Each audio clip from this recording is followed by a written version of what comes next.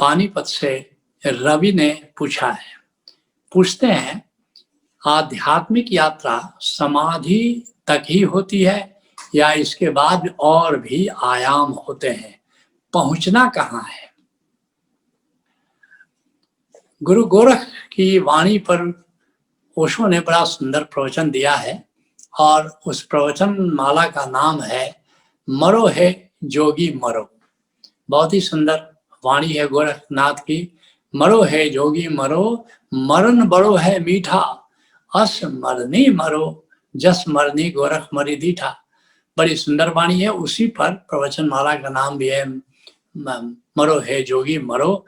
और उसमें एक उसका शुरू का ही जो प्रवचन है उसमें ओशो बताते हैं कि एक बार हिंदी के प्रसिद्ध कवि सुमित्रानंदन पंत उनसे मिलने आए और उनसे उन्होंने पूछा कि ओशो, भारत के आध्यात्मिक आकाश के जो 10 मुख्य सितारों का नाम हम अगर आपसे पूछें तो आप किसका किसका नाम लेना चाहेंगे? ओशो ने कई नाम गिनाए, कृष्ण, बुद्ध, पतंजलि, गोरख, महावीर, कृष्णमूर्ति, ऐसे बहुत सारे नाम उन्होंने गिनाए, 10 नाम गिनाए। सुमित्रानंद पंत ने कहा, अगर मैं कहूं कि अच्छा 9 गिनाए, तो ओशो ने एक को छांट दिया। कहा कि ठीक, उन्होंने 9 नाम गिनाए। फिर कहा कि 8 अगर पूछें तो फिर ओशो ने एक और छांट दिया, फिर 8 नाम बताए। ऐसे करते करते जब संख्या 4 पर पहुंचाई, पंत ने पूछा था 4 नाम बताए सबसे जो जाज्वल्यमान नक्षत्र की तरह भारत के आध्यात्मिक आकाश में प्रतिष्ठित है। तो ओशो ने कहा कृष्ण, बुद्ध, पतंजलि, गोरख।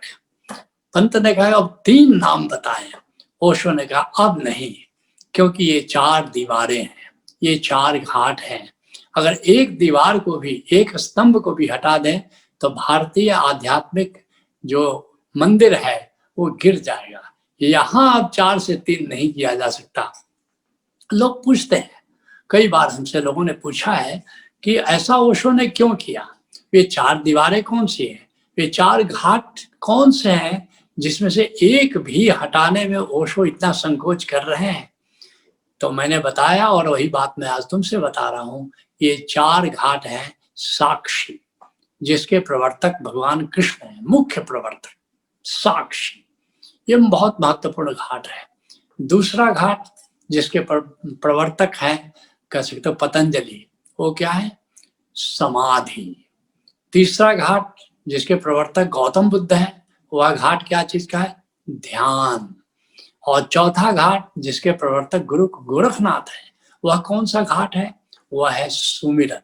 अर्थात 4 घाट कौन कौन से हुए?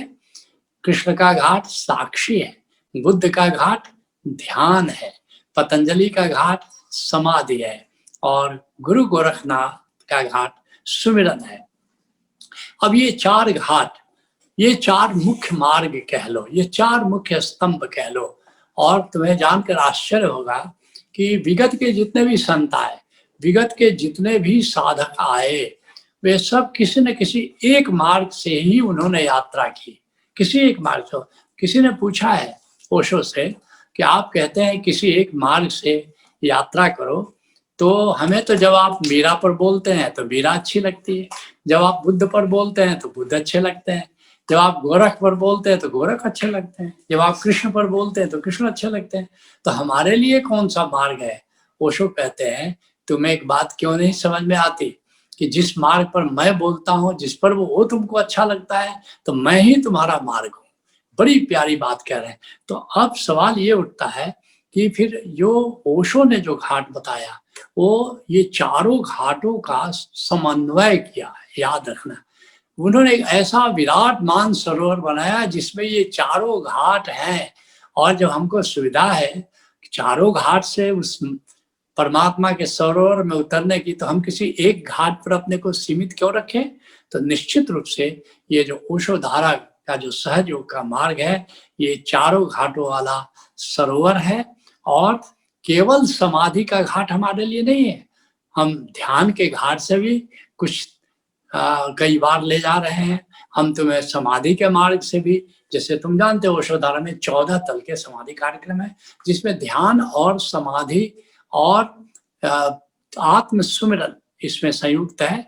परमात्मा का सुमिरन तो हम तुमको 15वें से 28वें तल में ले जाते हैं, और फिर प्रज्ञा कार्यक्रमों में साक्षी की बात करते हैं।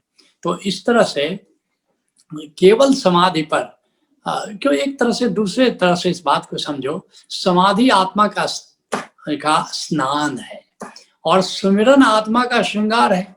और बहुत सारे लोगों को मैंने देखा है कि स्नान तो करते हैं रोज, लेकिन कपड़े वही बदल लेते हैं। मैंने देखा है हमारे हरियाणा के कई मित्र हैं, स्नान रोज कर लेते हैं, उठ के 4 बजे स्नान कर लिए, लेकिन कपड़े वही पहन लिए। हाँ, अच्छी बात है स्नान कर लेना। और हमारे पंजाब के कुछ मित्र हैं, मैं देखता हूँ कि स्नान करना जरूरी नहीं है, लेकिन कपड़े बड़े सुंदर पहनते हैं, इत्र वित्र लगा कर श्रृंगार बड़े अच्छा करते हैं, मुझे अच्छे लगते हैं। लेकिन क्यों भाई, तुम स्नान भी कर सकते हो, तुम श्रृंगार भी कर सकते हो, दिक्कत कहाँ हो रही है? तो इसलिए समाधि के द्वारा आत्मा का स्नान करो, सुमिरन के द्वारा आत्मा का श्रृंगार करो, और फिर अपने को साक्षी रह करके अपनी प्रज्ञा को निखारो। तो इस तरह से साक्षी और ध्यान, जब समाधि करते हो तो समाधि का पहला चरण ऑटोमेटिक ध्यान हो जाता है। बिना ध्यान के समाधि नहीं होती। हाँ, कुछ लोग बिल्कुल ध्यान पर ठहरना नहीं चाहते, लेकिन ओशोधारा के कार्यक्रम इस तरह बनाए गए हैं कि तुमने देखा होगा कि जो लोग कार्यक्रम कर रहे हैं वो देख रहे हैं कि समाधि में जाने के पहले एक ध्यान का चरण आता है, और ध्यान के चरण में पहले ध्यान में ले जाते हैं, फिर समाधि में ले जाते हैं। तो ओशोधारा में केवल समाधि नहीं, बल्कि साक्षी, ध्यान, समाधि और सुमिरन, चारों घाटों से हमको परमात्मा के अमृत सरोवर में स्नान करना है।